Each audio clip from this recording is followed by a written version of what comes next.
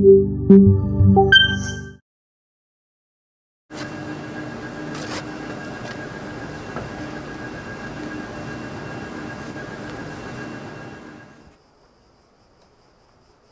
αδερφός σας πέθανε. Ένα πλάσμα σαν αυτό που εισέβαλε σήμερα στον κήπο τον διαμέλυσε. Το ζώο που μας απειλεί λέγεται γάτα. Είναι το πιο επικίνδυνο ζώο που υπάρχει.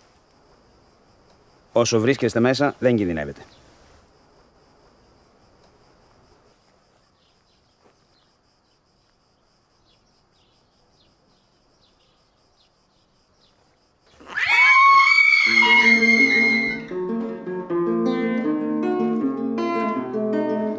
Ένα παιδί είναι έτοιμο να φύγει από το σπίτι του όταν πέσει ο δεξιός κοινόδοντας. μόνο τότε ο οργανισμός είναι έτοιμος να αντιμετωπίσει όλους τους κινδύνους που παραφυλάνε.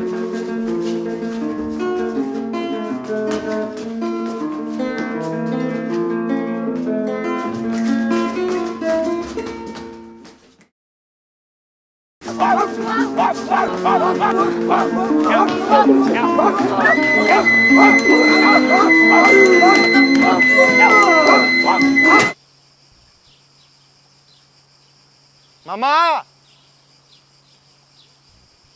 Βρήκα 2 ζόμπι μικρά!